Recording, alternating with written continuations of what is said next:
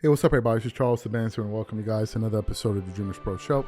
We cover everything from sports, hot topics, classic debates, entertainment.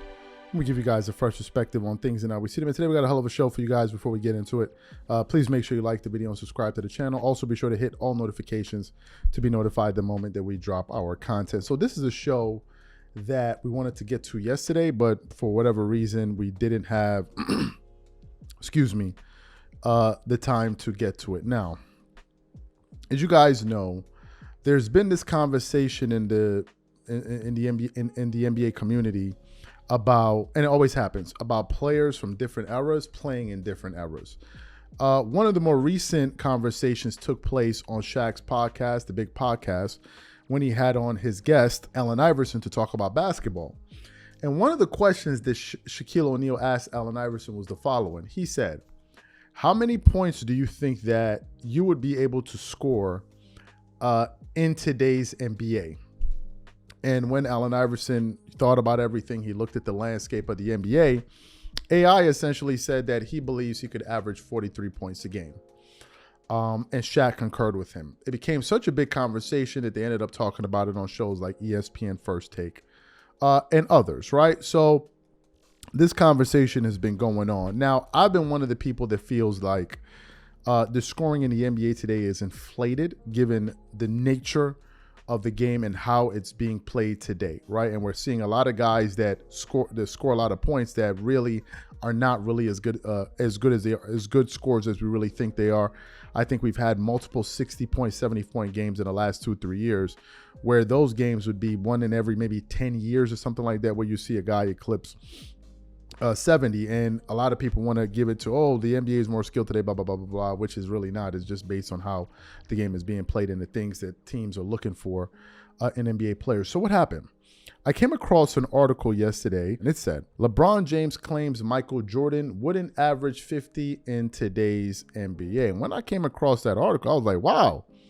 So LeBron got some things to say about Michael Jordan. So that's the article we want to get into. So let me just go ahead and get into this article right now. Today's NBA has its fair share of critics, primarily because the league has leaned heavily towards the offensive side of the ball, whereas games in the past typically ended with scores hovering around the 100-point mark. It's not unusual to see teams near the century mark at halftime of some games. In between a million foul goals and enough three-pointers to make Stephen Curry's head spin, many fans have wondered how some of the greatest players in the history of the NBA, like Michael Jordan, would fare in today's era. On the appearance of Road Trippin' podcast, James weighed in, boldly declaring Jordan wouldn't average 50 points, as many believe he would if he were to play in today's NBA. Think somebody would average 50 is disrespectful. LeBron is a student of the game. He knows its history and the players who've paved the way for the modern era of basketball. So when he says it's disrespectful to assume Jordan would average 50 points, people should take notes. With advancements in training, nutrition, and technology, today's players are bigger, faster, and stronger. The game's pace has also increased significantly, with the team's focus on speed and three-point shooting rather than traditional post-up and ISO plays.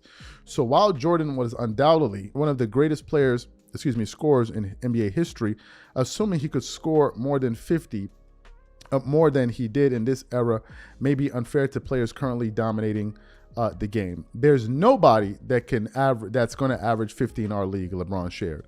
That's just disrespectful. No matter how great you were in your era and how great you are to play in any era, if that's the case, I believe guys will average 50 in their era that they played in. So you heard what this article had to say. This was one of the stupidest written articles I have heard in a very, very long time. One of the most idiotic articles I've heard before. Let me get into why this article is very stupid.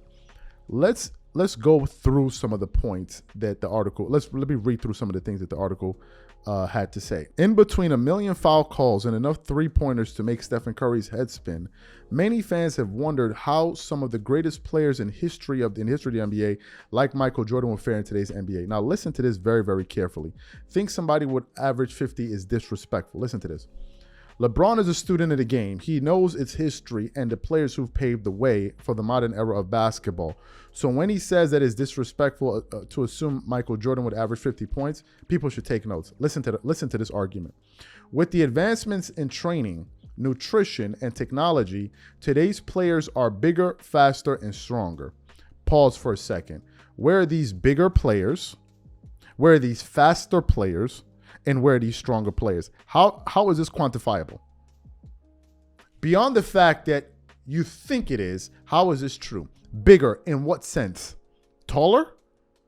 Have more muscle girth? So what do you mean by bigger? Faster, according to what? Players have been fast as they've always been and stronger. What metric are you measuring strength by? Is it by lifting weights? Is it by banging with bigs? Well, you don't even know who's strong today because you could have a 4-man that's 6'8", 6'9". Whereas in the past, you would have a guy at the 4 like a Tim Duncan. So I don't know how they measured that. Now listen to this part that proves that this article is absolutely idiotic. It says, the game's pace has also increased significantly. Let's stop right there. If the game's pace is increased, it means that there are more possessions per 48 minutes. Which means that there are more opportunities to score. But this writer, whoever wrote this article, is using this as a way to say Michael Jordan couldn't do it even though there's more pace that he just conceded in the NBA with teams focusing on speed and three-point shooting. Who wrote this article? Who wrote this article? Let's get to what LeBron said. He said, there's nobody that's going to average 50 in our league. The article said that this LeBron James is a historian of the NBA. Somebody already did average 50 in the NBA. You ever heard of Wilt Chamberlain? Wilt Chamberlain for a season averaged 50.4 points per game, playing 48 and a half minutes per game. The reason he played 48 and a half minutes per game is because he played all the overtimes. So there has been already somebody that scored 50 points per game. Let's continue on. It said that's just disrespectful. No matter how great you were in your era, and how great you are to play in any era. If that's the case, I believe guys will average 50 in their era and the era that play. What is LeBron talking about? This is incoherent English. What? He said, that's just disrespectful. No matter how great you were in your era and how great you are to play in any era, okay? If that's the case, I believe guys will average 50 in their era. What does this mean? For a billionaire to be speaking this kind of English, I don't understand what this means. What does this mean? That's so disrespectful no matter how you were to play in any era, how great you were. Okay, first of all, we need to deal with facts because this is just a bunch of nonsense from beginning to end. And we need to get into the actual data here because a lot of this is stupid. I'm sorry to say. Everything that LeBron said, almost the vast majority of everything that LeBron James just spouted made absolutely no sense. 100% no sense. This article was 100% incoherent. Made absolutely no sense. And I'm going to break it down for you guys to a fundamental level. Okay, first of all, what's MJ's highest scoring season? Michael Jordan's highest scoring season is what? Let me just pull it up here. I want to make sure I'm 100% right. Let me just get it up here. I think it was 84. Just a second. Let me get this right. I didn't have this information in front of me. No, not 84. I think it was 87. Just a second. So MJ's highest scoring season in the NBA was 86-87, where he averaged 31.7 points per game, 37.1 points per game while playing 40 minutes per game, and he played all 82 games. Now, let's get to that season for a second. I want to look at Michael Jordan's totals. MJ's totals for his career. All right, let's pull up the data here. All right. I want to look at three-pointers attempted. Michael Jordan, that season attempted, the season he scored 37, MJ attempted 53 threes. And that year, Michael Jordan made, 7 threes. But he still somehow found a way to average 37.1 points per game. 37.1 on 7 made threes. And attempting 53 threes a game. When Jordan played, if I look at the averages in the NBA that year, 87, 86, 87, the NBA at that point, teams were averaging, 86, 87. Teams were averaging 4.7 three-point attempts per game. Today, teams are averaging 35 attempts per game. I'm gonna say that one more. 4.7 three-point shots per game were being attempted. Now, back to the article and this idiotic point LeBron James made that nobody can average 50. So we already know someone has done it in this league, which is Will Chamberlain. Excuse me. Now, let's get to the next part of his argument. He's saying that nobody could do it, or Jordan couldn't do it. Well, he averaged 37.1 on twos. On twos. How many threes did Jordan attempt that season? If we go per game, let me see. Now I'm looking at totals. I want to see how many. They don't have it here. Jordan must. I got it right here. Let me pull it up here. Because I'm lost at what LeBron James is talking about. He just maybe cannot fathom that there's somebody way better than him. So therefore he said that. So Michael Jordan that season attempted 0.3 three-pointers. 1.7 three-pointers a game that year. Made 0.7. So the article conceded that the game selects for threes. The pace is increased.